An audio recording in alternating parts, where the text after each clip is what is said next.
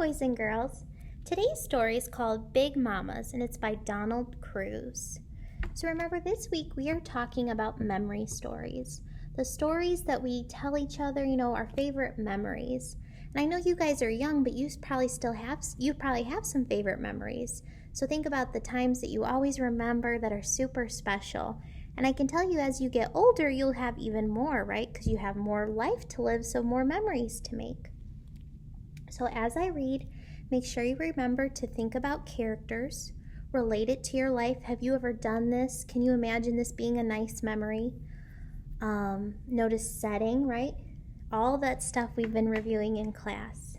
So I'll show you the cover.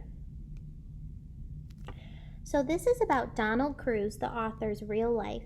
He would visit his grandparents every summer, and this is the story about that memory. So this is a true story, so it's realistic fiction. I hope you like it.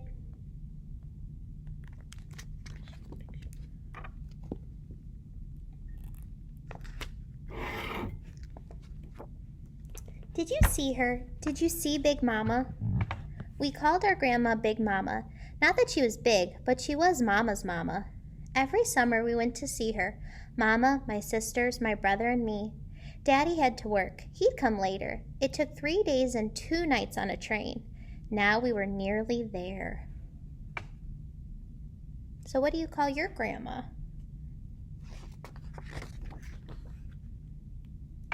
Cottondale, Cottondale, next station Cottondale, yelled the conductor to the nearly empty train. Don't leave no babies on this train. He made the same joke year after year. So they have to go see their grandparents on a train. I can't say I've ever done that before. That's pretty cool.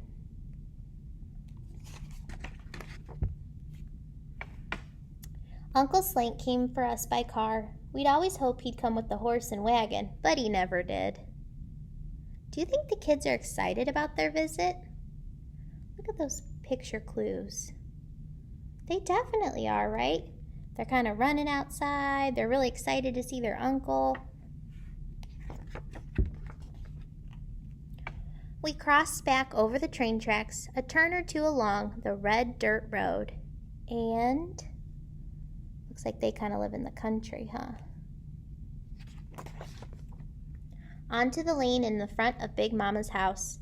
Big Mama and Big Papa were waiting on us on the porch. There were hugs and kisses, and oh my, how you've grown. And how tall you is. Is this you? You can probably relate to that, boys and girls, when you go see your grandparents, especially if they live far away. They're like, oh my gosh, you've grown. Then off with our shoes and socks. We wouldn't need them much in the next few weeks.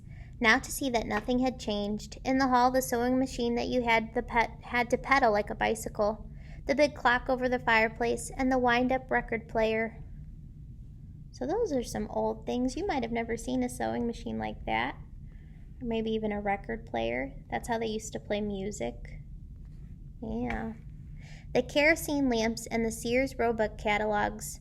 Our room, my brother's and mine, and Uncle Slank's. Across the hall, the room where my sisters and Mama slept. Next to it, Big Mama's and Big Papa's room. Then back to the porch.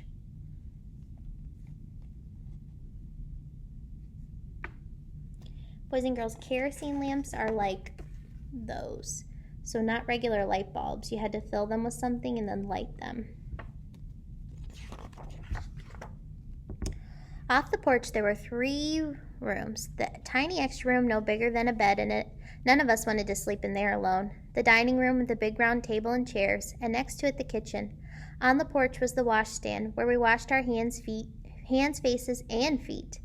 And at the end of the porch was the well. Don't fall in, we were told every year, but no one did. So does this remind you of your grandparents' house?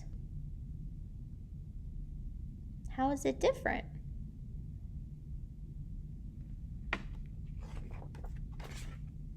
We stood on tiptoe and watched the bucket go down and fill with water so that we could have a drink from the dipper that hung nearby. Everything was just the same. So that might be something different, boys and girls. That's like a well, kind of like a wishing well if you've seen that in movies. So you'd have to put a bucket down there and pull up your water. Kind of crazy, huh?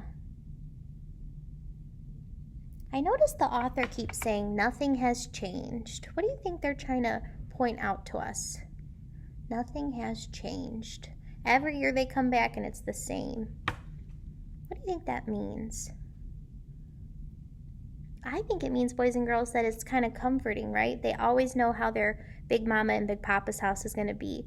They might change, right? They're growing and stuff, but their house is always the same. That's sometimes nice when you're getting older, when you can kind of say, well, this is still going to be the same, no matter how much things change. In the backyard was the chicken coop, where Sunday dinner's chickens spent their last days. So they have chickens, but then they eat them. So they live on a real farm, right? Definitely. So their house is really different from my grandparents'. Behind the shed was full of stuff with the outhouse. Okay now, but scary in the dark. We stopped for a drink at the pump. We ran past the pear tree where the turkeys roosted at night. A water pump, boys and girls? That's kind of an old thing we don't see anymore, too.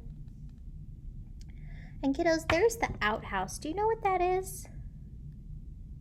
I'll give you a second. Do you know what an outhouse is? It's actually where you'd go to the bathroom. So old houses didn't have a bathroom inside. They had it outside, which is kind of crazy to think about. So when you had to go to the bathroom in the middle of the night, you had to put your shoes on and then walk out. How crazy, huh? So let's think about how their house is different from mine or yours. So my bathroom's inside, right? I don't have chicken coops or turkeys or any kind of wild animal, right? Very different. Under the tractor in the front of the tool shed was a good place to look for nests with eggs in them. Next to the tool shed was a huge empty pot for making syrup from sugarcane juice. I dug some worms from the big pile of cane pulp. Wigglers were the best kind for fishing, and I chose a pole.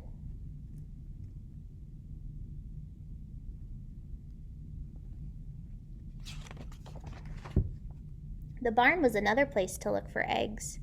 On the stable to see Nancy and Maud. Maud was friendly, but Nancy was a biter. Those are the horses. So as we're reading, boys and girls, I'm noticing there's just a ton of things to do for these kids, right?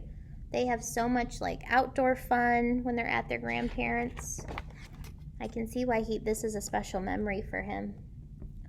Down on the path, past the cow pen and the pig pen to the pond, the flat-bottomed boat was still there. Plenty of water for fishing and swimming this year. Everything just as it should be. A fish, a fish! I got one, I yelled. Woohoo! And the train whistled. Dinner time. So they even have a pond. That's pretty cool. So kiddos, let's take a break from the story. Since there are so many fun things happening, what would you like to do the most? If you were going to visit Big Mama's or Big Papa's house, what would you like to do? Would you like to hang out with the animals, the horses? Would you like to go swimming, fishing?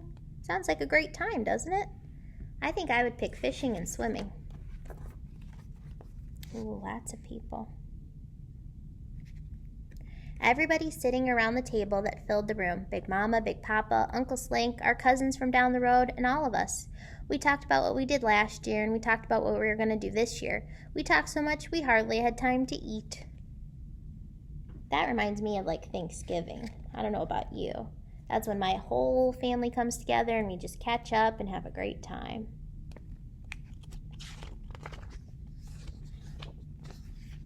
The night was jet black except for the millions of stars. We could hardly sleep thinking about the things to come. What do you think the kids are dreaming about? I think they're dreaming about all the things they can do on the farm, right? What am I going to do tomorrow? Some nights now, I even think I might wake up in the morning and be at Big Mama's with the whole summer ahead of me. Ooh, the little boy grew up, right? So here he's still a kid in the story, and then I turn to the page and he's a grown-up, right? He lives in the city now. He's a grown-up, he lives in the city. Really different from Big Mama's and Big Papa's, huh?